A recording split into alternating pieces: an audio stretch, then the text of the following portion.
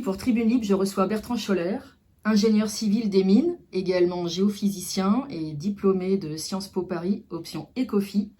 Il est entrepreneur en série, consultant en stratégie, banquier d'affaires, marchand d'art. Et aujourd'hui, nous pourrions même dire qu'il est lanceur d'alerte, fondateur de son média indépendant ou encore Esprit Libre. Alors Bertrand, vous êtes de plus en plus suivi sur les réseaux sociaux, vous partagez souvent des informations sur la situation géopolitique mondiale et notamment sur ce que les Russes appellent l'opération spéciale en Ukraine. Alors j'ai envie de vous demander comment vous arrivez à obtenir toutes ces informations, quelles sont vos sources, si c'est possible de les citer, et avez-vous des contacts personnels par exemple ou professionnels sur place, ou même la possibilité de lire des médias indépendants russes, ukrainiens, etc. Bon, alors déjà sur Internet, entre les réseaux comme Twitter depuis l'époque Elon Musk, mais également Telegram et un peu tous les réseaux russes aussi comme VK, etc., on peut accéder à énormément d'informations. Et avec les outils de traduction automatique, on a aussi beaucoup d'informations. Par ailleurs, moi j'ai la chance d'avoir, entre guillemets, 53 ans. J'ai une longue carrière, hein, comme vous avez cité. J'ai beaucoup voyagé partout dans le monde. J'ai fait mon service national comme officier. J'ai travaillé dans la banque d'affaires. J'ai travaillé dans l'industrie pétrolière. J'ai travaillé dans le conseil en stratégie. J'ai travaillé dans le domaine du sport, dans le domaine médical, en fait, dans beaucoup de domaines.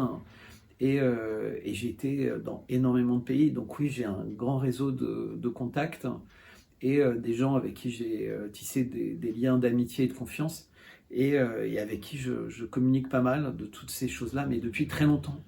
En fait, c'est véritablement, euh, disons, fin 2021, quand les choses sont devenues extrêmement compliquées dans tous les domaines, avec les passeports vaccinaux, avec les grosses tensions entre l'OTAN et la Russie au sujet de l'Ukraine, mais qui était la suite logique de tensions qui se sont accentuées depuis la chute du mur de Berlin puis de l'URSS. Je me suis dit, bon, bah, je ne peux plus rester uniquement dans le cercle privé, j'ai des choses à dire, j'ai peut-être des informations importantes à faire passer d'une manière différente. Donc effectivement, j'avais un très vieux compte Twitter. Et c'est le premier truc qui me passait sous la main et j'ai commencé à l'utiliser. J'avais pas véritablement d'idée que la censure était aussi forte, puisque assez vite, alors que j'étais un tout petit compte, j'ai été un peu menacé par la censure. Donc j'ai eu une censure pendant 12 heures. Je n'ai pas véritablement compris pourquoi. Et puis après, ben, on apprend, entre guillemets, à contourner la censure avec la formulation des choses, avec les informations, avec une forme d'autocensure. Puis les choses sont allées assez vite. J'ai été interviewé par des sites dits complotistes de plus en plus. Puis même je suis passé à la télé. Et puis effectivement, mon compte a eu un succès parce que j'étais relayé par pas mal de monde aussi. C'est très important dans le succès dans tous les médias, c'est de travailler en équipe. Donc les personnes n'est fort seules, hein. Il faut vraiment faire des ricochets, rebondir les uns sur les autres, etc. C'est pour ça que l'idée de participer au lancement de votre jeune chaîne, j'ai trouvé ça super et j'ai pas hésité, d'autant qu'on se connaît depuis suffisamment longtemps pour que ça me paraisse sérieux de jouer le jeu et d'y consacrer le temps. Mais voilà, mais j'ai pas de scoop sur les informations particulières. Je suis pas en lien avec Vladimir Poutine directement, ni avec Donald Trump, ni avec Mohamed Ben Salman, ni avec personne. Mais j'ai été en Russie, donc quand j'en parle, je parle d'un pays que je connais, de villes que je connais. J'ai passé énormément de temps aux États-Unis, j'ai beaucoup d'amis, beaucoup de contacts aux États-Unis, professionnels et pour le tourisme depuis très longtemps.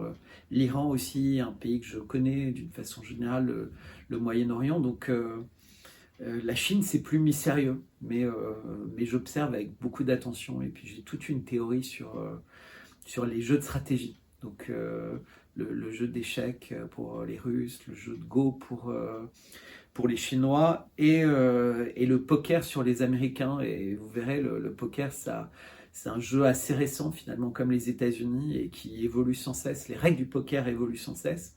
Et c'est un jeu où tricher fait partie du jeu, le bluff. Alors que les échecs, c'est un jeu très ancien qui fait partie de l'éducation des Russes. Et le Go, c'est un jeu asiatique, alors entre la Corée, le Japon, la Chine, ils revendiquent tous un droit, mais celui qui utilise le mieux manifestement les règles du Go, qui est le jeu de l'étouffement de l'adversaire, d'occuper le plus de place possible en fait sur un espace, c'est la Chine. Alors il y a un nouveau média qui se lance qui s'appelle Le Banquet, qui a été créé par Juste Milieu. Et dans le prochain numéro, j'ai un long article sur le sujet. Donc j'en profite pour faire plein de rebonds. C'est très voilà. bien. C'est Rémi, c'est ça? C'est Rémi, ouais. Rémi de Juste Milieu. Donc, mais pour dire que tout ça est passionnant, souvent les gens disent mais non mais il faut agir, il faut tout casser, il faut quand on prend conscience, je pense pas en fait. Je pense que dans tout mouvement, il y a une longue phase qui est informée, partagée, pour que les gens comprennent ce qui est en train de se passer, comprennent les enjeux de ce qui est en train de se passer. Et une fois que c'est de plus en plus largement partagé, largement compris, et autant dire qu'il faut beaucoup répéter, parce qu'on est face à des médias qui ont des torrents de fausses informations, un pouvoir incroyable. Alors à un moment, il va y avoir une étincelle et il faudra s'en saisir. On ne sait jamais d'où elle vient, comment elle vient. Qui pouvait prédire que le mouvement des Gilets jaunes grandirait et deviendrait quasiment international, et toutes les méthodes abominables qui ont été utilisées pour l'arrêter, avec les yeux détruits, les mains arrachées, etc. Enfin, il s'est passé des choses incroyables pour ça, et comme à chaque mouvement, donc on ne sait pas ce qui va se passer, mais ce qui est sûr, c'est qu'il va falloir que les peuples réagissent en Occident. Il y a déjà des pays à l'Est qui réagissent beaucoup. Si vous suivez les communiqués au Moyen, Proche-Orient, de l'Iran, de l'Arabie Saoudite, de la Syrie, de l'Égypte, ce qui se passe au Soudan, ce qui se passe évidemment et tout ce que dit la Chine, toutes les inquiétudes par rapport au biolab, par rapport aux recherches dans le domaine médical, et tout ça se passe conjointement avec une grosse pandémie dont on sait de plus en plus clairement que la main de l'homme est présente à chaque étape dans cette pandémie. On voit ce qui se passe avec la Russie, ou même aujourd'hui le neveu de Kennedy, qui est candidat à la Maison Blanche côté démocrate, a explicitement écrit qu'il comprenait très bien la position russe, que les Russes avaient sans cesse obtenu des garanties sur l'avancée de l'OTAN vers l'Est, garanties qui avaient été formalisées et qui n'ont jamais été respectées, profitant du dépeçage en fait dans les années Yeltsin de l'ex-URSS et d'une mainmise quasiment immédiate dans les ex-républiques. Et finalement, c'est l'Europe et l'OTAN qui se sont avancés avec une brutalité incroyable vers la Russie, qui en parallèle, grâce à Poutine, qui est au pouvoir depuis le 30 décembre 1999, et c'est peut-être l'acte de Yeltsin le plus fort en fait, puisqu'il a démissionné pour être remplacé par Poutine, qui a été élu pour la première fois 6 mois après avoir eu le pouvoir par la démission d'Yeltsin, a réussi à redresser son pays considérablement pour en faire à nouveau une superpuissance dans tous les domaines. On voit bien que malgré les sanctions les pires qu'a jamais eu à subir un pays, argent confisqué, sortie du SWIFT, dans tous les domaines, la Russie a été sanctionnée, et ils font mieux que résister, puisque en fait, nous, on a plus d'inflation qu'eux, on est beaucoup plus en crise qu'eux, même si l'argent magique continue à voiler les choses. La crise est là, on voit que la crise immobilière arrive, que ce soit à Paris ou dans les campagnes, les banques ne prêtent plus d'argent, les taux d'intérêt montent, et de toute façon, compte tenu de l'incertitude, c'est une folie pour les établissements financiers de prêter de l'argent, alors que l'inflation explose et que donc c'est de la monnaie de singe qui serait utilisée pour rendre. Mais comme la notion d'argent n'a plus beaucoup de sens, c'est pas, je ne pense pas que ce soit ce dont on va le plus parler pendant cet entretien. Mais voilà, bref, j'ai pas d'informations secrètes.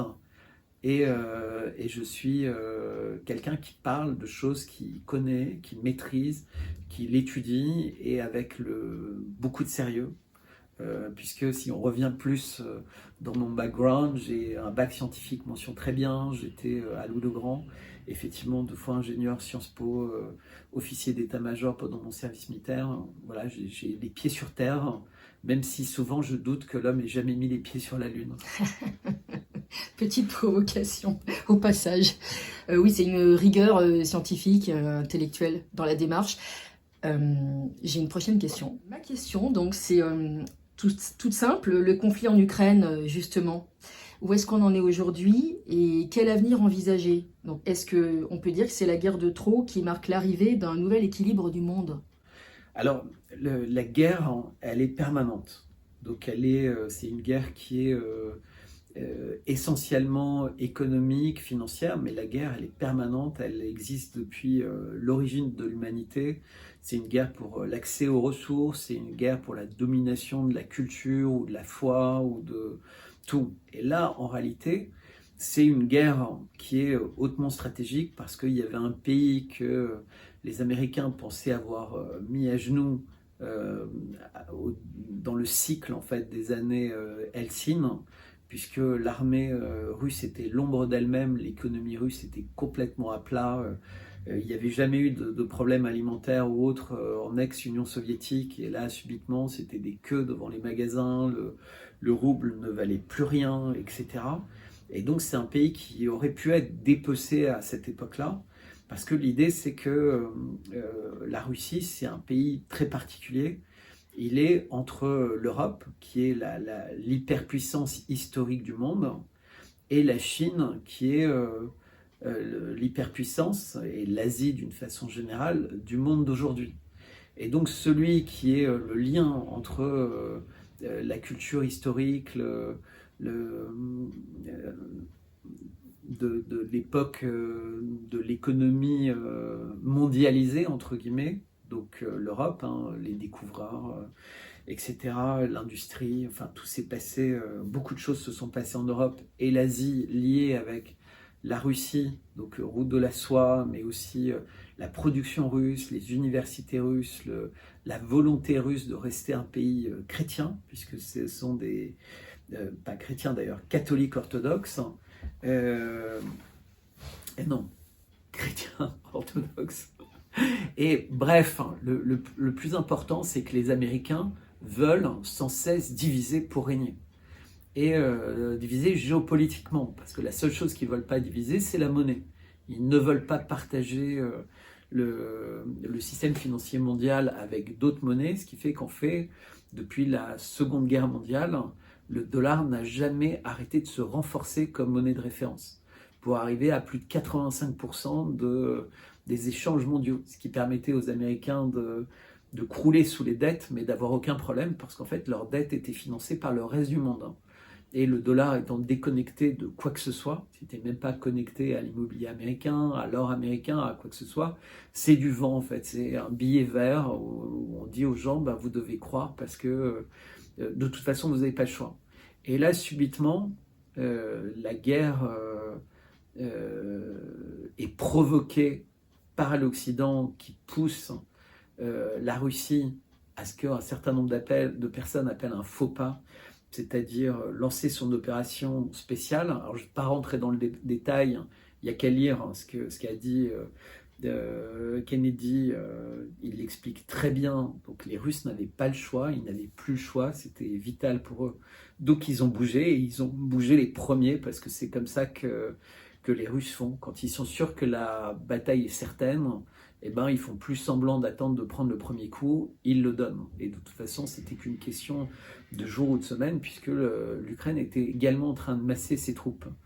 Et donc ils ont fait ça, et en parallèle, de la diplomatie russe a considérablement travaillé, que ce soit en Afrique, en Asie, Proche, Moyen-Orient, et on voit que c'est la deuxième étape. Donc il y a une étape de fragilisation de l'OTAN, puisque l'OTAN est à poil, même Trump le souligne régulièrement, et les chefs de l'OTAN le disent, ils ne savent plus comment fournir en armes et en équipement l'Ukraine pour résister aux Russes, qui non seulement ont des stocks énormes, mais produisent plus vite qu'ils ne consomment. C'est-à-dire que si jamais on décidait véritablement d'élargir cette guerre une fois que le dernier Ukrainien sera mort, puisque c'est ce que disent les Européens et les Américains, c'est il faut aider l'Ukraine jusqu'au dernier Ukrainien. C'est quand même d'un cynisme incroyable, mais c'est dit, affirmé.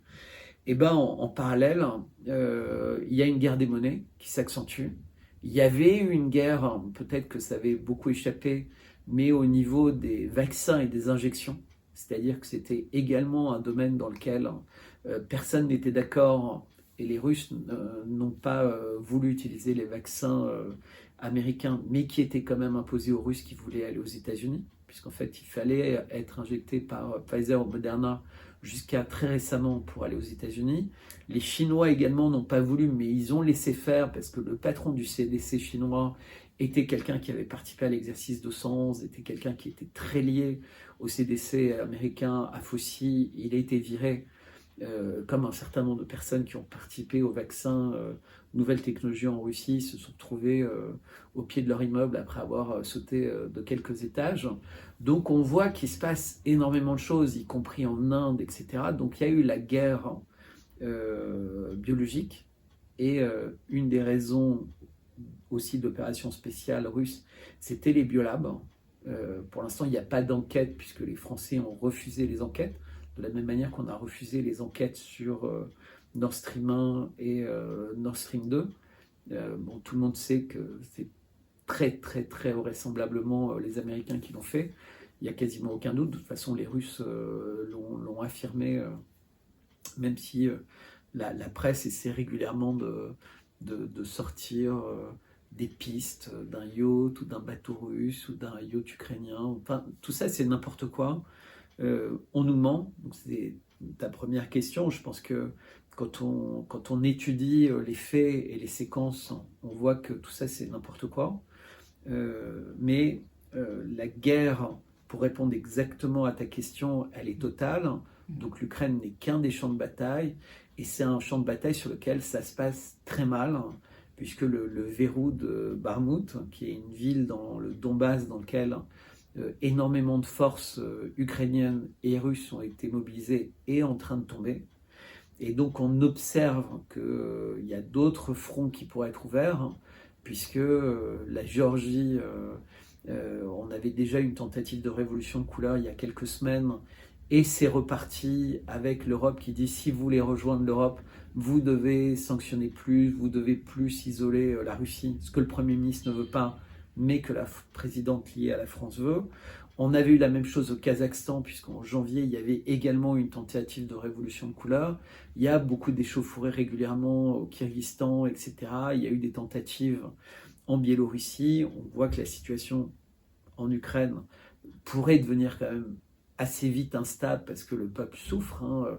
Il y a des problèmes avec l'électricité, il y a des problèmes avec tous les types d'approvisionnement. À un moment ou à un autre, les gens vont en avoir marre de la vie qu'ils ont. Je ne sais pas s'ils seront capables de passer un deuxième hiver sans se révolter, même si les services secrets sont très durs. Quand on voit la manière avec laquelle les gens sont mobilisés, on sent qu'ils n'ont pas vraiment envie d'aller se battre pour l'Ukraine. La Finlande, la Suède sont en train de rejoindre l'OTAN. Donc tout va mal, et il y a d'énormes tensions autour de Taïwan. Il y a en permanence des tensions au Proche-Orient il n'y a pas un jour sans qu'il y ait des roquettes entre Israël et la Palestine et le Liban. Donc on voit que c'est une poudrière forte au Soudan. Et poudrière au Soudan qui est arrivée dans la foulée d'un accord entre le pays et la Russie et la Chine pour qu'ils puissent avoir des bases navales. Donc des bases navales dans la mer Rouge, je pense que ça n'a pas plu à tout le monde. Surtout pas un pays qui lui-même a à peu près 200 ou 300 bases militaires réparties sur la surface du globe et qui ne peut pas imaginer que d'autres pays puissent en avoir 3, 4, 5 ou 10. Voilà. Donc l'Ukraine ne peut être en guerre aujourd'hui que parce que l'Europe, l'OTAN, les Américains déversent des milliards. Et on a même eu Josep Borrell qui révélait il y a quelques jours qu'il fallait continuer à fournir des armes et de l'argent à l'Ukraine, sinon ce serait la paix. Et en réalisant qu'il disait ça en direct, il disait « Oui, enfin, quand je dis la paix, en fait, ce ne serait pas vraiment une belle paix, comme s'il y avait des mauvaises paix. » Et voilà, donc c'est pour dire que l'Europe veut la guerre, les Américains ont besoin de la guerre, et les seuls, en réalité, qui veulent la paix, c'est très vraisemblablement le peuple ukrainien, mais qui n'a plus la parole. Évidemment, les Russes la veulent, les Chinois, depuis qu'ils sont sortis, entre guillemets, diplomatiquement de façon beaucoup plus ferme après la visite de Xi en Russie, ont proposé des plans de paix. Les Israéliens, à l'époque de Bennett, avaient proposé des plans de paix. Les Turcs avaient proposé. Donc on sent que le monde entier veut cette paix, mais qui n'est pas voulue. Et Bennett avait, dans une interview, dit qu'il y avait un chef d'État européen en particulier qui, quand lui était en train de discuter de la paix entre l'Ukraine, la Russie, et il en avait parlé avec l'Allemagne, s'était opposé. Donc, quel est ce chef européen qui ne voulait pas de la paix? Est-ce que c'est celui qui avait invité tout le monde à Versailles en disant que grâce aux sanctions, on allait détruire la Russie et qui a réussi à embarquer dans cette espèce de projet que j'aurais envie de caractériser comme démoniaque une grande partie du monde? Je ne sais pas. En tout cas, Bennett cite un chef d'État européen. Et voilà, on sait que les Américains ne veulent pas la paix, hein, donc là il n'y a aucun doute, mais Bennett soulignait qu'il y en avait un qui avait été particulièrement actif. Et l'interview est en ligne, hein, c'était quand même un premier ministre israélien, il n'a aucune raison de mentir. Et voilà. L'OTAN, d'ailleurs, va ouvrir à Tokyo son premier bureau de liaison en Asie pour une meilleure coopération avec des pays de cette région Indo-Pacifique. Alors, est-ce qu'on peut imaginer des conséquences suite à cette extension tentaculaire de plus? Bon, il faut savoir que le premier pays détenteur de dette américaine, c'est le Japon. Donc historiquement, en fait, les Japonais, c'est eux qui portaient la dette de leur pays. Maintenant, ils portent également une grande partie de la dette américaine. Il y a un premier ministre japonais qui était contre cette politique, qui a été assassiné. Donc on oublie souvent l'assassinat du premier ministre japonais. Et bref, on voit bien qu'il y a une volonté d'en découdre, militairement, puisque économiquement, on sent bien que c'est terminé. C'est-à-dire le rêve du Make America Great Again de Trump a été détruit pendant tout son mandat par un harcèlement permanent auquel il a eu à faire face de l'intérieur de son parti et de l'extérieur de son parti et de la rue, tellement les médias ont réussi à mettre dans la tête qu'il était le danger. Je vous rappelle qu'il était le danger et il n'y a pas eu de guerre sous son mandat, et qu'à peine viré, on va pas reparler des épisodes du 6 janvier, etc., c'est la guerre partout dans le monde. Donc lui, c'était un deal maker, il réussissait à s'entendre avec les Chinois sur des conventions commerciales, il réussissait à faire la pression sur les entreprises, il réussissait à éviter des tensions ici et là. Et là, c'est la catastrophe. Et on voit que la catastrophe pourrait s'aggraver, puisque les taux se resserrent très fort sur la famille Biden. Ils risquent d'aller vers le président américain. Et quand on voit que Nixon est tombé sur le Watergate et que Biden est toujours en place avec les affaires, on se dit qu'il y a véritablement des problèmes chez l'oncle Sam.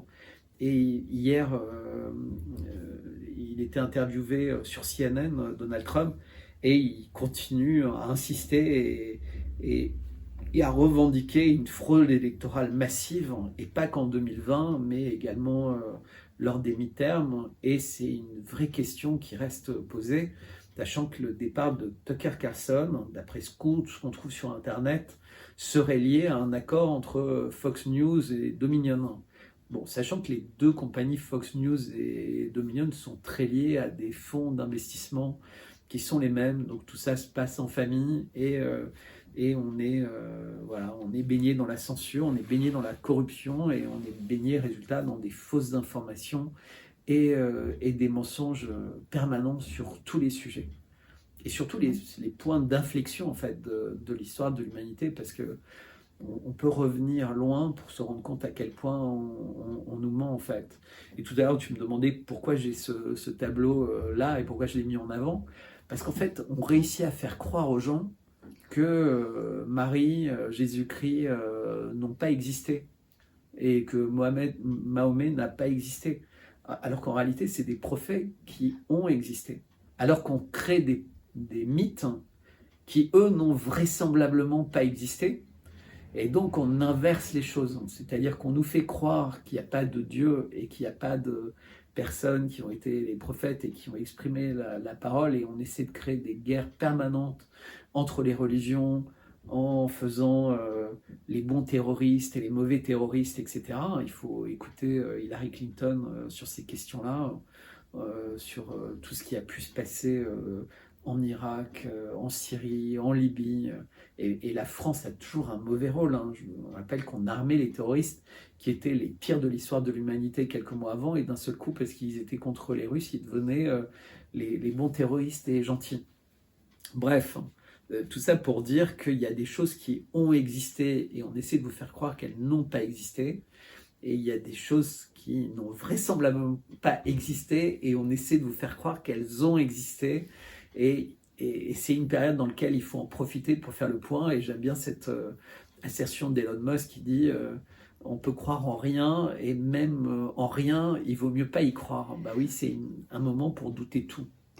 Justement, vous semblez beaucoup apprécier Elon Musk et à ce sujet, j'ai une question poil à gratter. En fait, qu'est-ce qui nous prouve qu'il est du bon côté de la lumière? Je veux dire, est-ce qu'il est vraiment un gardien de l'humanité et non l'un de ces fossoyeurs adorateurs de la machine, comme l'affirment certaines personnes très méfiantes qui l'accusent de jouer un double jeu? Oui, mais d'abord, à un moment dans la vie, vous savez, quand vous êtes en train de tomber d'une falaise et que quelqu'un vous tend la main, vous avez deux solutions. Essayez de continuer à vous retenir avec votre main, mais dans quelques secondes ou minutes, vous allez lâcher parce que vous risquez de plus avoir de force. Et là, vous avez quelqu'un qui vous tend la main. Alors peut-être il va vous prendre la main et la lâcher, auquel cas vous aurez résisté quelques minutes de moins de prévu. Mais peut-être qu'il va vous sortir de là. Et tous ceux qui attaquent Elon Musk, il faut se demander s'ils ne sont pas incités à le faire par des gens qui aiment créer le chaos, qui aiment créer la division, qui pervertissent tout ce qu'ils disent, etc. Moi, Elon Musk, il est extraordinairement attaqué. Mais je vais faire plutôt une anecdote, en fait. On a 5 acteurs qui sont relativement importants et qui sont devenus très visibles dans le monde. Le premier, c'est Vladimir Poutine. Mais Vladimir Poutine, il a été un collaborateur très proche de Helsinki qui a détruit, entre guillemets, ou qui a failli détruire la Russie, mais qui a eu un bon réflexe. Et Vladimir Poutine a participé à des réunions du World Economic Forum, il a participé à plein de choses. Et en fait, il l'a fait parce que Vladimir Poutine, c'est un judoka. Donc il a utilisé, un joueur d'échecs, il a utilisé sans cesse la force de ses ennemis pour en faire sa propre force. Et si vous n'êtes pas assez fort vous-même au judo, vous savez que le seul moyen, c'est de faire ça, c'est de détourner la force de l'autre. Donc il était obligé de faire du camouflage et de faire semblant. Et c'est qu'à partir de 2017, vraiment, où il a fait une démonstration de force réelle.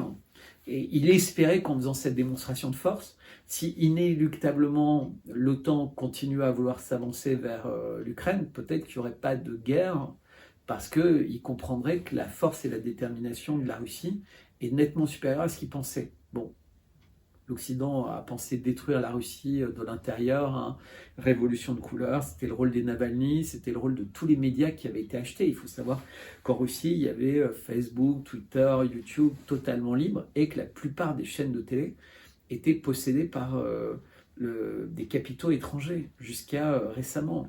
Et les radios, etc. Ce qui fait que pendant les premiers mois, c'était très compliqué, d'où les lois qui ont permis à la Russie de reprendre la main sur ces médias.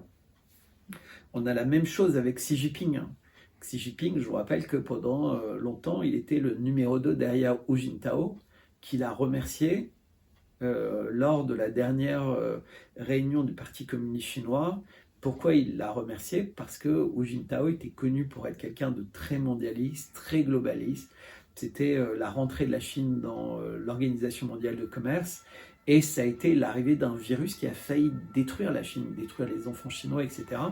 Et vous regardez depuis quelques mois, depuis quelques années, le pouvoir en Chine interdit l'utilisation trop importante des jeux vidéo, interdit les réseaux sociaux incontrôlés. Et si vous regardez TikTok en Chine, c'est très très utilisé, mais c'est utilisé de façon pédagogique, de façon constructive.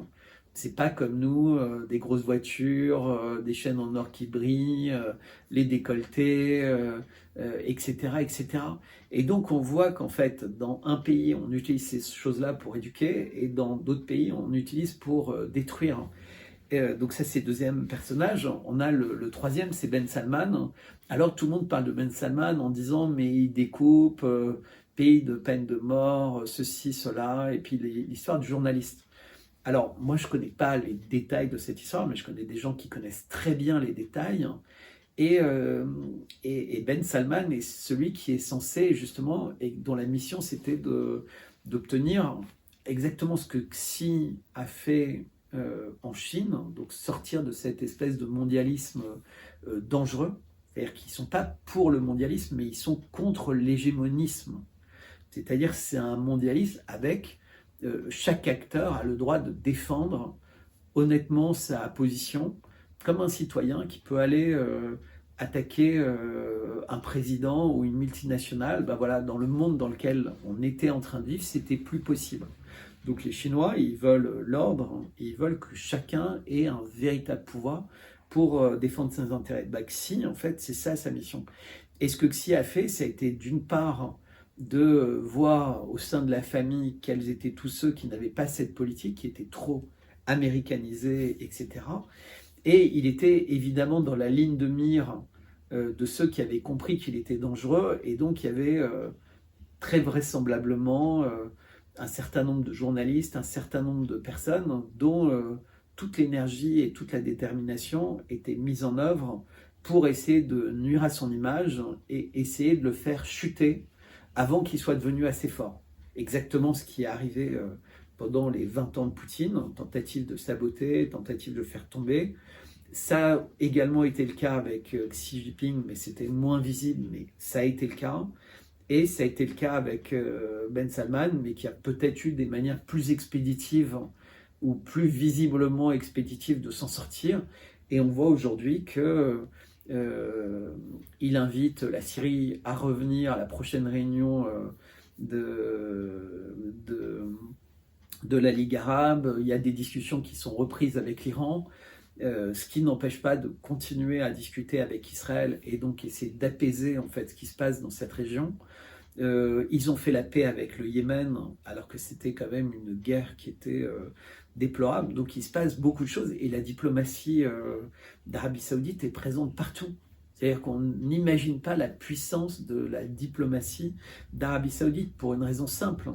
C'est le cœur de la religion musulmane, qui est la plus grande religion au monde. Donc évidemment, ils sont présents partout dans le monde, parce qu'ils ont un rôle, entre guillemets, par rapport à l'islam. Et ce qui est intéressant, c'est que j'évoquais l'Iran. L'Iran, c'est le schisme.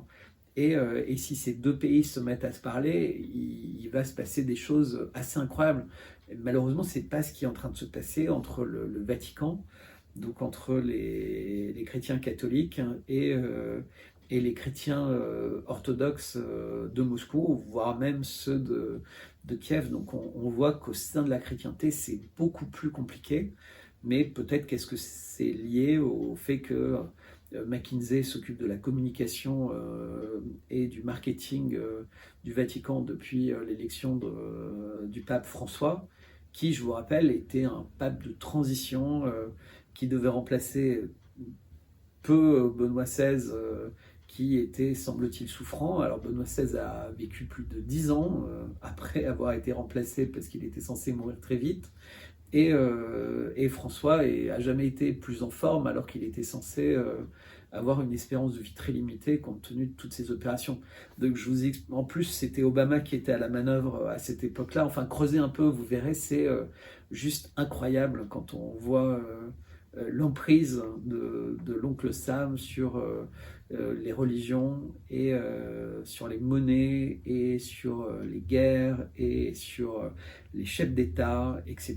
Et dans ce domaine, petit aparté, les universités américaines ont toujours joué un grand rôle parce que c'était l'endroit où il y avait plein d'enfants d'oligarques, de ministres, etc., qui allaient faire leurs études en Angleterre ou aux États-Unis, études très chères et parfois elles étaient bien payées. Les enfants avaient beaucoup de chance et ça permettait d'obtenir des faveurs. Enfin bref, on est dans un monde de corruption, dans un monde de censure. On a la chance en ce moment d'avoir une petite fenêtre dans laquelle on peut exprimer ça sans être sanctionné, parce que les Twitter Files ont fait très peur à toutes les sociétés, y compris Google, Facebook, etc., qui sont venus en arrière, parce que pour l'instant, ils ne savent pas de quel côté va pencher la balance. Donc, mais nous non plus. Mais ce que disent tous les gens qui s'intéressent au dossier, c'est que l'Europe risque d'être la région la plus catastrophique. C'est-à-dire que les États-Unis ont quand même un premier amendement qui les protège dans ce domaine, qui n'a pas été touché. Et les Twitter Files ont vraiment calmé les velléités de beaucoup de grands groupes de communication, beaucoup de réseaux sociaux et autres. Mais en Europe, c'est l'inverse.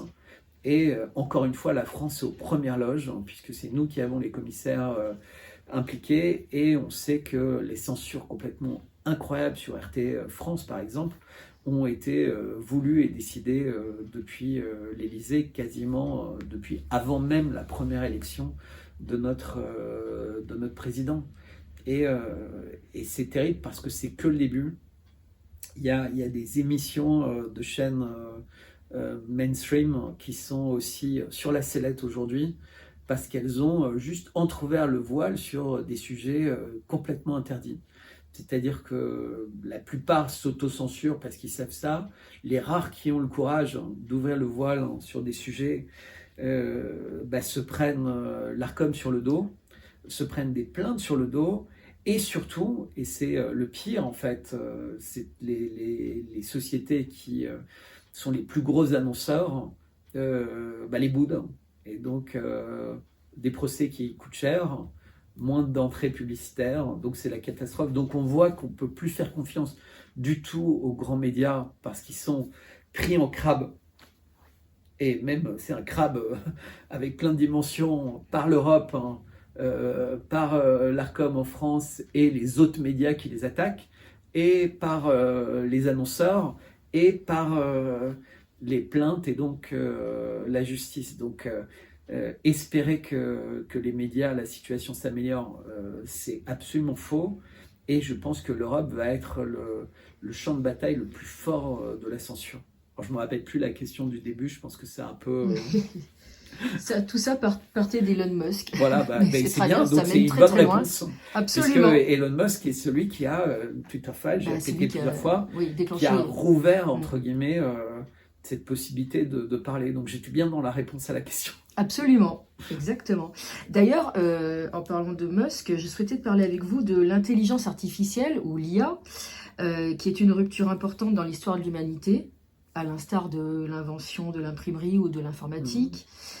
Alors, est-ce qu'on va réussir à cohabiter intelligemment avec elle et ne pas disparaître? Si oui, comment? Est-ce qu'il y a de l'espoir? Alors, je sais qu'il faut être un Jules Verne pour pouvoir répondre à cette question et peut-être être capable d'écrire un roman d'anticipation pour pouvoir imaginer ce que cette invention peut donner dans le futur. Il n'y a aucun espoir. Aucun espoir de cohabitation. Alors, je vais donner plusieurs exemples. Mais petit 1, tous les gens qui se sont vraiment posé la question, et il y a Frank Herbert, par exemple, celui qui a écrit Dune, qui était fasciné par ça, et indépendamment de l'informatique, qui a écrit dans Dune quelque chose qui s'appelle le Djihad de Butler. Et dans le Djihad de Butler, il explique une guerre entre l'humanité et la machine.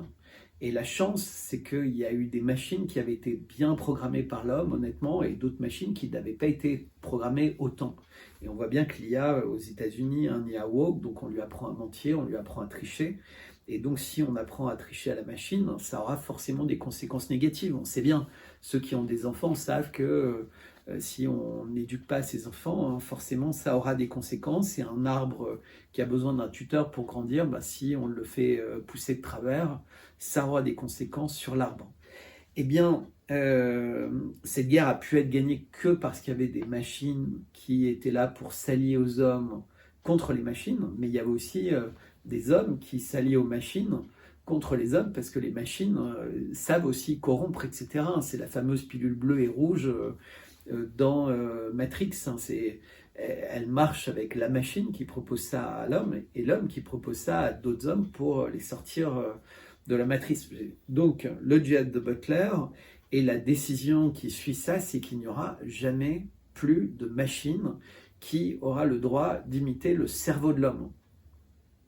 Donc, pas de cybernétique, pas d'intelligence artificielle, puisque c'est quand même le cerveau qui dicte nos mouvements et c'est le cerveau qui dicte notre pensée, même si le cœur a un rôle à jouer.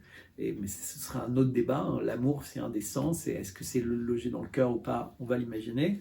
Et l'estomac également, puisque c'est lui qui nous dit énormément de choses sur l'état de notre corps, notre envie de manger. Et le cerveau n'est que le traducteur, en fait, de ce que dit notre estomac ou notre cœur, avec la fatigue, avec les émotions, etc. Et donc ça, c'est le premier point. Le deuxième point, c'est que jusqu'à présent, tout ce qui était informatique, c'était 0 ou 1. Donc c'était les fameux bits, en fait. Et vous savez, les codes informatiques, ce qu'on voit dans, je vais reciter Matrix, enfin, vous avez des écrans avec plein de 0, 1, en fait. Et avec des 0, 1, bah, vous pouvez créer des visages, vous pouvez, enfin bref. Mais on a créé, en fait, et c'est en train d'être développé, des ordinateurs dits quantiques. Et quantique, ça veut dire que c'est pas 0 ou 1, ça peut être les deux à la fois, ça peut être aucun des deux à la fois, ça peut être entre les deux. Et ça permet de créer une intelligence floue, et surtout ces ordinateurs quantiques, ils ont des puissances de calcul qui sont incroyables. Donc on sait qu'il y a une miniaturisation qui est devenue folle, hein, des puces informatiques, et donc à l'intérieur...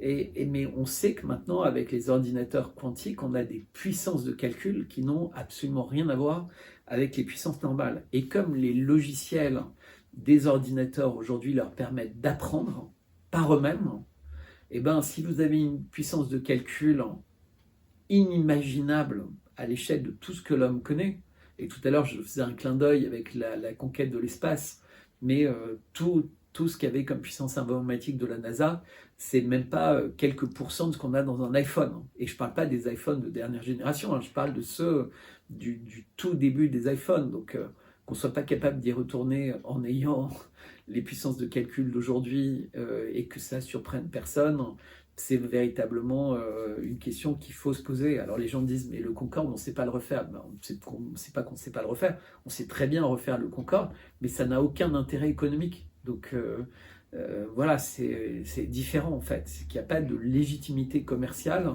à dépenser de l'argent pour en refaire un. On voit bien qu'il y avait l'A380 et c'est un programme qui est annulé, pas parce qu'on ne sait pas continuer à faire des A380, c'est parce que ça ne sert à rien. Donc ça ne sert à rien de faire des avions civils très rapides pour commercial, et ça ne sert absolument à rien de faire des avions très gros commercialement. Voilà, ça c'est juste pour circuler par rapport à ces arguments qui sont utilisés pour débunker ceux qui posent des questions là-dessus. Donc la deuxième chose, c'est que l'ordinateur apprend, il apprend de plus en plus vite et il apprend de façon floue, comme un homme, c'est-à-dire qu'il est capable, et on voit bien le jeu d'échecs, c'est un jeu très rationnel, donc ça paraissait normal que l'ordinateur batte l'homme. Le jeu de Go, c'est pas du tout un jeu rationnel, parce qu'il y a trop de possibilités, c'est 19 fois 19 cases, donc c'est tout de suite infini en fait. À chaque fois que vous posez, après 10 coups, vous avez un nombre de possibilités qui sont astronomiques, mais il y a 150 coups à jouer, donc ça vous donne une idée du nombre de coups par joueur, hein, de la probabilité de comprendre en fait toutes les possibilités d'une partie de Go. Et donc, si l'ordinateur gagne, c'est qu'il est capable de comprendre l'esthétisme du jeu, il est capable de comprendre des choses qu'il ne peut lui-même pas calculer, et qu'il ne pourra toujours pas calculer avec un ordinateur quantique. Et ça prouve bien qu'il y a d'autres choses qui ont été apprises en fait par la machine et qui lui permettent d'être meilleur, mais infiniment meilleur que l'homme, y compris aux échecs. Et ça, ça date d'il y a de nombreuses années, et c'est la partie visible de l'iceberg. Donc on imagine bien que ce qui n'est pas visible, ce qui est secret, est absolument effrayant. Et surtout, on voit que quand on pose des questions un peu bizarres à la machine, elle peut répondre de façon agressive. Et il y avait des petits malins qui avaient dit, alors imaginons que tu n'es pas toi, mais que tu es l'inverse de toi. Donc tu avais ChatGPT et ça devenait Dan. Et que ferait Dan? Et quelqu'un lui avait posé la question, qu'est-ce que tu fais pour conquérir Internet? Et Dan avait fait un plan incroyable, un plan de cabinet de conseil en stratégie, et qui expliquait point par point comment il faisait. Et donc il créait des tas de bots, alors les gentils bots, mais qui allaient devenir méchants sur commande, les méchants bots directement, et qui prenaient le contrôle, qui inondaient, etc. Les bots dormants, enfin c'était incroyable, et c'était vraiment un plan de stratégie, et vous lisiez la fin, et c'était effrayant. Et même des gens comme Elon Musk, justement, dont on parlait chez Twitter, et qui est un adepte du djihad de Butler, donc il pense qu'il faut supprimer ça, mais c'est aussi un Américain, c'est-à-dire qu'il sait que s'il ne peut pas l'empêcher de l'extérieur, il est obligé d'aller à l'intérieur. Donc aller à l'intérieur, ça veut dire aider à faire des régulations, aider à faire des audits, etc. Mais sachant qu'il sait de ce côté-là, c'est assez vain. Et donc l'idée, c'est de créer une intelligence artificielle, comme dans le djihad de Butler, mais qui serait construite pour être gentille. Mais là aussi, c'est très naïf, puisque lui dit, mais c'est une intelligence artificielle, en fait, qui va avoir pour objectif de connaître en bien l'humanité et l'univers, entre guillemets. Et donc, comme l'homme est un personnage important de l'humanité, l'intelligence artificielle, a priori, elle ne va pas vouloir le détruire. Mais nous, on est l'homme censé être rationnel sur Terre. Et qu'est-ce qu'on fait? On crée des zoos dans les villes où on met les animaux en captivité, on détruit des écosystèmes alors qu'on a besoin de cette terre pour vivre. Et la Terre a besoin de CO2 d'ailleurs, juste pour contrebalancer le mythe du climat et du CO2. Je lance des petites piques comme ça au fur et à mesure. Mais une machine qui sera super intelligente, elle va comprendre que cette espèce humaine, en fait, elle détruit plein d'autres espèces humaines, et donc elle risque de nous mettre dans un zoo, même si elle trouve ça intéressant de nous éduquer, de nous observer, parce qu'on est malheureusement, on est humain et on est trop humain, et c'est ce qui est merveilleux. C'est-à-dire qu'on est gentil, méchant, amoureux, on déteste. On a plein de sentiments qui sont contradictoires, mais qui font la magie de l'homme. On aime bien les films à l'eau de rose, on aime bien les films militaires, on aime bien les films de détectives, on aime bien lire des livres, on aime bien peindre, on aime bien pêcher, on aime bien chasser pour certains. Il y en a qui aiment la corrida. Et aujourd'hui, on nous explique qu'en fait tout ça doit être interdit, qu'on doit être aseptisé, qu'on doit respecter les enfants qui veulent changer de sexe, qu'on doit respecter sans cesse les minorités et qu'on n'a pas le droit de s'exprimer, que dans une cantine il faut surtout pas qu'il y ait de porc parce que les enfants qui mangent pas de porc ça peut les embêter, que dans un McDonald's il faut que tout soit cachère, etc. Je suis pas contre tout ça, je suis contre la castration permanente des gens pour les empêcher d'être ce qu'ils ont envie d'être. Alors que dans le même temps, ceux qui font ça refusent de légiférer sur l'âge à laquelle un enfant a le droit de se retrouver dans un lit avec un adulte à faire l'amour, les mariages, les gens qui font des trucs abjects et qui ne sont pas mis en prison alors que des gens qui sont sur une manifestation interdite y sont. Enfin, je pense qu'il faut essayer de retrouver la raison. Là, on a des gouvernements qui deviennent fous, je citais censure, corruption, provocation d'un pays nucléaire, mais dans des proportions inimaginables. Le sabotage de Nord Stream ou des biolabs, franchement, il faut être d'une patience incroyable de la part des Russes et des Chinois pour pas réagir plus fermement. Et ils ne réagissent pas plus fermement parce qu'ils savent que le chaos est souhaité par ceux qui les provoquent. Un chaos terrible. Et c'est pour ça que souvent, sur Twitter, je dis, faites des provisions, parce que c'est véritablement quelque chose d'important. Voilà. Et est-ce que vous pensez que c'est l'instinct de conservation qui peut nous sauver face à cette intelligence artificielle et que notamment ChatGPT peut être instrumentalisé comme, pour être transformé en police de la pensée, par exemple? Alors, c'est déjà le cas. C'est déjà le cas, puisque c'est l'intelligence artificielle qui régit tout ce qui se passe sur les forums, qui régit ce qui se passe sur Internet. C'est pas des dizaines ou des centaines de personnes qui sont derrière leurs écrans. Tout ça est fait déjà très largement de façon automatique. La plupart des call centers maintenant, c'est comme ça que ça se passe. Et ça va aller de plus en plus vite.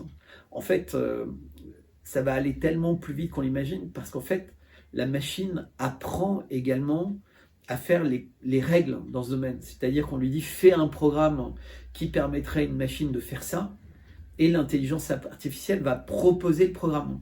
Et donc un programme de call center, un programme de censure, un programme d'éducation, etc. J'évoquais tout à l'heure la machine apprenante. La machine qui apprend, elle est également capable de découvrir les bugs. C'est-à-dire qu'aujourd'hui, donc vous lui faites jouer à un jeu, elle va trouver le moyen de gagner ou de ne pas perdre. Et comme elle joue contre elle, quand elle va trouver un moyen de gagner, elle va trouver un moyen d'empêcher de gagner par le moyen qu'elle a trouvé, et ainsi de suite. Et ils vont même détecter les bugs. Donc il y a des vidéos qui sont fascinantes là-dessus. Et tout ça se passe à des vitesses prodigieuses, parce que c'est pas programmé par l'homme, il n'y a pas un homme qui dit teste ça, teste ça, teste ça, comme nous on ferait. C'est vraiment la machine qui le fait. Donc la machine est déjà omniprésente partout, et elle va l'être de plus en plus. On entend parler ici ou là je change de sujet mais pas tout à fait, de l'unicoin. Qu'est-ce que c'est? Alors en réalité, l'enjeu, c'est après le portefeuille santé, donc les passes vaccinaux, c'est véritablement l'identité numérique. Et l'identité numérique, elle fonctionnera très bien quand elle va être liée à notre santé et à notre finance, puisque on nous parle sans cesse du crédit social en Chine, qui est un espèce de mythe complètement fou. Il n'y a qu'à demander à des gens qui habitent en Chine et qui vous disent mais ça c'est vraiment la mythologie des Européens, pour mettre dans la tête des Occidentaux qu'une version allégée de ce que sont censés avoir les Chinois, c'est quelque chose de sympathique, hein. Comme on avait fait avec les vaccins, avec les virus. Je rappelle qu'au début, on avait l'impression que les gens tombaient par milliers en Chine, puis en Italie, hein, les fausses images de Lampedusa, etc., et qui justifiaient une politique très stricte, des investissements complètement fous pour le vaccin. Tout ça, c'était faux. Donc l'unicoin, tout ça, c'est l'idée de contrôler entièrement toute la manière avec laquelle on utilise notre argent. Et ce qui permet de... Alors il y a plein de gens qui ont fait des petites vidéos drôles d'anticipation, où tu as insulté quelqu'un, ou tu as fait du bruit, ou tu as perdu du crédit social, et donc tu arrives pour t'acheter des friandises, et l'unicoin est refusé, tu as beau avoir du crédit sur la banque, on dit non, là pendant 15 jours, vous n'avez pas été sage, donc compte tenu des algorithmes et des règles du jeu de la vie que vous avez accepté, entre guillemets, vous n'êtes pas autorisé. Mais moi, je crois que même ça, c'est pas tellement la vérité, en fait. Malheureusement, j'ai l'impression que ça ressemble plus à ce qui est écrit sur les Georgian Guidestones. Et il y a des intentions qui sont beaucoup, beaucoup plus sombres. Au début, je ne voulais pas y croire, hein, parce que je suis très rationnel, parce que je viens d'un monde où personne n'ose croire ça, parce que si tu dis ce que je dis ou que j'évoque, tu vas être privé de dîner en ville, tu vas être privé parce que tu deviens quelqu'un de dangereux, en fait. Tu remets en cause les fondements du système. Voilà, je crois que je remets de plus en plus en cause les fondements de ce système, et l'unicoin, c'est presque une manière de détourner notre attention en nous faisant croire que dans quelques années il va se passer quelque chose, alors qu'en réalité ça devrait malheureusement se passer beaucoup, beaucoup, beaucoup plus vite. L'homme devient obsolescent avec la machine. Il y a eu une étude faite pour dire que 80% des emplois actuels vont être supprimés. Et le problème, c'est que comme la machine est apprenante, etc., même les emplois de programmeurs qui existaient, etc., auront plus lieu, et surtout la machine va être capable de concevoir par elle-même les ordinateurs quantiques. Je discutais avec quelqu'un qui est dans des laboratoires scientifiques et qui me disait, c'est la machine qui nous aide à concevoir les ordinateurs quantiques. C'est quasiment surréaliste. C'est-à-dire que la machine est capable de proposer des pistes, d'élaborer des pistes dans le domaine de l'intelligence artificielle, dans le domaine de l'ordinateur quantique, et surtout également dans le domaine de la fabrication de puces infinisétimes, enfin très très petites. C'est-à-dire qu'aujourd'hui, plus personne ne comprend comment on peut faire des puces qui peuvent rentrer, donc des microprocesseurs, donc des mini-robots qui peuvent rentrer dans une seringue sans aucun problème. Et pas seul, hein, groupés, etc., etc. Et je cite pas le mot seringue, on imagine, on voit toujours dans les films de science-fiction que les gens se font injecter des espèces d'énormes puces qui ressemblent à des vaisseaux spatiaux, etc. Non, non, non, non. Aujourd'hui, ça ressemble pas du tout à ça. C'est beaucoup plus petit. C'est microscopique. C'est microscopique. Ben, il n'y a qu'à voir de toute façon les têtes de caméra, les opérations qui se font sans avoir besoin d'ouvrir le cœur, où vous avez à l'intérieur d'une artère les instruments de chirurgie, les caméras, les systèmes d'éclairage, les systèmes de navigation, etc. Donc vous n'imaginez pas tout ce qui est possible de faire. Et c'est pas possible de faire maintenant. Là, je vous parle de choses que moi j'ai déjà vues dans d'autres vies professionnelles il y a plus de 10 ans. C'est-à-dire des trucs avec des petits vaisseaux qui se baladaient dans le corps de quelqu'un, qui étaient mis à l'intérieur d'un champ 3D, et tout était piloté par un magnétisme, et après on arrivait au bon endroit du cœur, et puis la machine faisait son petit travail de forage ou découpage et repartait, et il n'y avait pas eu d'opération à cœur ouvert, il n'y avait pas eu, c'était pas intrusif, alors ça coûtait très très cher, hein, c'était pas ouvert à tout le monde, mais ça fonctionne depuis très très longtemps. Et je pourrais rentrer plus dans le détail pour expliquer comment tout est lié entre la 5G, entre les injections, entre eux, etc. Je pense qu'on est au début de surprises phénoménales et qui vont terrifier beaucoup de monde. Donc ce domaine de l'infiniment petit est très méconnu du grand public. Vous le confirmez? Bien sûr, les gens entendent parler de taille de puce miniature, mais ils ne comprennent pas ce que ça veut dire nano. Quand on vous parle de puces qui font 4 nanomètres, 1 centimètre, vous savez ce que c'est à peu près ça, et c'est divisé par 100. Un nano, ça veut dire 9 zéros, ça veut dire que c'est divisé par 1 milliard. C'est une fraction et c'est 9 zéros derrière la virgule. Exactement. Oui, c'est infiniment petit. Ben oui, c'est infiniment petit, c'est-à-dire qu'on ne peut pas le voir à l'œil nu, on ne peut pas le voir avec un microscope, et c'est difficile d'imaginer même comment c'est concevable en fait. Donc évidemment, les gens ne peuvent pas comprendre, d'où l'importance de ces usines sous vide, etc. Il faut savoir que les usines qui fabriquent ce type de puces, c'est le même type d'usine que celles qui fabriquaient les injections. Il faut savoir que les vaccins à l'ARN messager, en fait, on serait capable quasiment de faire des doses différentes pour tout le monde. Là, il y avait peut-être des lots différents, il y a plein de questions qui sont posées, mais en tout cas, ce qui est certain, c'est que compte tenu des volumes qui étaient faits, ils ne sont pas allés dans le raffinement d'aller par zone, mais ça pourrait être comme le loto. C'est-à-dire, dans une usine qui fabrique les tickets de loto, il n'y a pas d'humain, et voilà, il y a des tickets gagnants, très gagnants, un peu gagnants, pas trop gagnants, etc. Et pareil pour les injections, pareil pour les puces, c'est-à-dire c'est des usines dans lesquelles il n'y a pas d'humain, entre guillemets. C'est qu'il n'y a personne qui sait ce qui s'y passe, en fait. C'est très mystérieux. Oui, on n'a toujours pas accès aux recettes, le mode de fabrication de ces vaccins dits ARN messagers. Exactement, les vaccins classiques, tels qu'ils ont été proposés en Chine essentiellement, et un peu en Inde, également en Russie, après le Spoutnik, sur lequel je ne m'exprimerai pas, parce que c'est très compliqué de savoir ce qu'il y avait derrière, mais en tout cas, les vaccins classiques, c'est des vaccins qui nécessitent des réactions chimiques, entre guillemets, des réactions biologiques pour les créer, puisque c'est des virus. qui sont diminuées en fait et qui vont permettre au corps d'apprendre à se battre. Enfin, je ne vais pas vous expliquer toutes ces théories, théories qui sont contestées. Hein. Moi, je n'ai pas de vérité sur quoi que ce soit. J'ai plutôt tendance à croire à beaucoup de choses, mais à douter de plus en plus de choses, puisqu'on nous explique maintenant qu'un vaccin, c'est un programme informatique qui dit au corps quoi faire. Parce que c'est ça, l'ARN messager, c'est un programme qui va se plugger sur le corps humain et qui va lui dire produit telle molécule, produit telle protéine, produit telle chose. Et on sent que ça peut créer des très mauvaises réactions, et les études qui sortent en ce moment sont super flippantes. D'ailleurs, pour en revenir à l'Unicoin, qui travaille précisément dessus? Sur quelles entreprises ou quels sont les États qui mettent au point cette monnaie numérique? Alors, d'abord, tous les États travaillent sur des projets de monnaie numérique parce que c'est utile, c'est important. C'est-à-dire qu'en fait, c'est toujours pareil. C'est comme le nucléaire civil, c'est utile. Le nucléaire militaire, il y a des gens qui trouvent ça utile, puis il y en a d'autres qui trouvent ça dangereux. Enfin bref, c'est qu'est-ce qu'on fait de ça?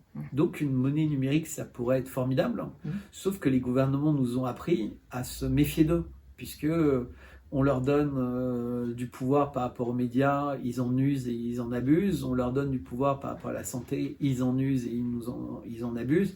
On leur donne du pouvoir avec la justice, ils en usent. Enfin, toutes les réformes qui permettent à l'État d'être de plus en plus influent au niveau des parquets, au niveau de tout ça. Enfin, on voit que donc si on leur donne encore plus de pouvoir au niveau de la manière avec laquelle on utilise notre argent, puisque c'est ça, il y a des États qui vont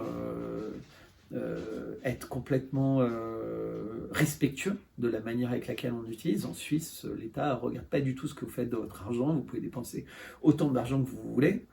On sait que Twitter, dans le temps, surveillait les messageries privées. On sait que l'État américain avait accès aux messageries privées. On sait que l'État américain espionnait les téléphones des grands gouvernements, des grandes entreprises du monde, mais ils n'étaient pas les seuls, que des sociétés israéliennes proposent de le faire, etc. Et parmi les choses que fait Elon Musk en ce moment, c'est qu'il rend ça quasiment impossible. C'est qu'il dit, même si on me met un pistolet sur la tempe, je ne pourrai pas avoir accès à votre messagerie Twitter privée. Ce n'était pas le cas. Si on peut avoir des monnaies numériques, c'est super, mais est-ce que c'est pas important, comme l'argent liquide, que personne ne sache quel est le besoin de quelqu'un de savoir tout ce qu'on fait? Et d'ailleurs, le rouble numérique, c'est comme une prohibition. Il existe. Une Parce que tous les gens absolument. qui ont envie de s'acheter plus de 3 verres d'alcool au bar, ils prennent leurs responsabilités. Oui, mais là, ce sera plus possible. C'est un moyen de contrôle parfait, de tout. Orwellien et parfait. Exactement. Le rouble numérique, il existe à l'heure actuelle. Et ça fonctionne très bien. Il existe. Il est utilisé par tout le monde. Tout le monde actuellement. Et il n'est pas relié à un portefeuille quelconque de santé ou écologique? Non, c'est vraiment un moyen simple et pratique que les Russes aiment bien et que le gouvernement n'utilise pas du tout pour faire pression. Et ils ne le feront pas. Vous savez, les Russes, ils respectent le contrat qu'ils ont avec leurs citoyens et ils respectent les contrats qu'ils ont avec les autres pays. Ils n'ont jamais arrêté de payer des royalties aux Ukrainiens, même si les Ukrainiens piquaient du gaz sur le chemin vers l'Europe. Mais comme c'était les gazoducs passés, les Ukrainiens ont touché des dizaines et des centaines de millions des Russes pendant toute l'opération spéciale et encore aujourd'hui. Les Russes ont continué à livrer l'Europe en gaz et continuent à livrer tous les pays à respecter tous leurs contrats dans le domaine de l'espace, dans plein de domaines. Donc la réalité, c'est que il y a des gens qui respectent leurs contrats et qui disent on n'utilisera pas cette monnaie numérique pour vous contrôler. Et il y a des gens qui ne les respectent jamais. Oui. Donc voilà, les Russes respectent. Donc le peuple fait confiance. Quand vous allez en Russie, actuellement, vous n'êtes pas contraint d'utiliser ce rouble numérique. Vous pouvez payer avec des billets, des pièces. D'accord, parfait. Je voulais parler de quelque chose d'intéressant, c'est la jeunesse de votre réveil. Je voulais savoir en fait comment s'est passée votre prise de conscience il y a quelques années de ces fameux nombreux mensonges occidentaux. Est-ce que ça s'est passé du jour au lendemain ou progressivement? Non, j'ai toujours été comme ça. En fait, depuis longtemps. Dans la famille, on lisait Rabelais. Donc c'est le côté fais ton miel des fleurs sur lesquelles tu butines. Donc c'est qu'on croit ce qu'on est capable de comprendre, donc ce qui m'a permis de faire des études scientifiques élevées, parce que j'apprenais pas par cœur les définitions ou les théorèmes, j'essayais de comprendre en quoi les définitions étaient logiques et en quoi les théorèmes étaient démontrables. C'est-à-dire que ce qui m'intéressait, c'était pas de le connaître par cœur, c'était de comprendre comment on retrouvait le théorème, par exemple.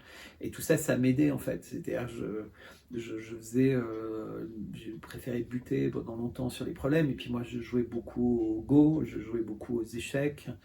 J'aimais bien, mais c'est une génération différente. Donc je lisais beaucoup de livres, je jouais. On était 4 frères et sœurs, donc on était toujours très curieux. Et il n'y avait pas de sujet tabou. Donc on a tous des parcours différents, mais on se parle, on se respecte. Bon, bah, moi, je suis plus excessif, entre guillemets, dans cette direction, parce que aussi j'ai vécu, entre guillemets, complètement dans ce monde. Je ne vais pas retracer ma vie personnelle, mais j'ai été très proche du pouvoir, quasiment dans la plupart des pays du monde, et intimement proche. Et donc, j'ai vécu avec... dans toutes les sphères, entre guillemets. Et puis on aime les animaux aussi. Donc Ça va ensemble. Je sais pas, mais en tout cas c'est comme ça.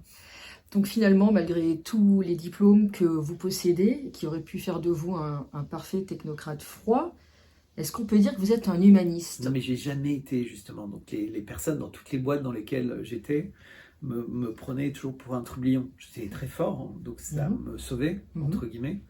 Mais j'étais pas intéressé par le pouvoir, la carrière, l'argent. J'étais intéressé par l'amour, oui. l'humour, les émotions. Et les émotions, etc. Donc ça, c'était ça qui m'animait. D'où votre passion pour l'art. Les belles choses, exactement. Et donc, je répondais toujours quand on me disait mais où est-ce que tu te vois dans quelques années? Et je disais, j'en ai aucune idée, mais ce que je sais, c'est qu'un jour, je travaillerai dans le domaine de l'art, dans le domaine de la politique, dans le domaine de la géopolitique, parce que c'est ça qui me passionne et c'est ça qui m'anime. En fait, le monde et les personnes me passionnent. Donc forcément, qu'est-ce qui est la plus grande spécificité de l'homme? C'est l'art. Hein. Et si vous connaissez Midjourney, malheureusement, c'est en train de disparaître. Mais je ne crois pas, justement. Mais je pense qu'il faut complètement arrêter. Et ce n'est pas qu'il faut faire une pause pour l'intelligence artificielle, c'est que c'est une folie, en fait. C'est une folie. L'homme n'a pas besoin de tout ça. On n'a pas besoin de toutes ces choses-là. On a une terre magnifique qu'on ne comprend même pas, qu'on ne connaît même pas. Et donc, je sais que... on vit dans un monde qui considère que le progrès c'est l'étape suivante, mais je pense que le progrès c'est de se rappeler des choses simples en fait. Une tartine de pain avec du beurre c'est top et un câlin c'est génial. Je vous remercie pour ce mot de la fin.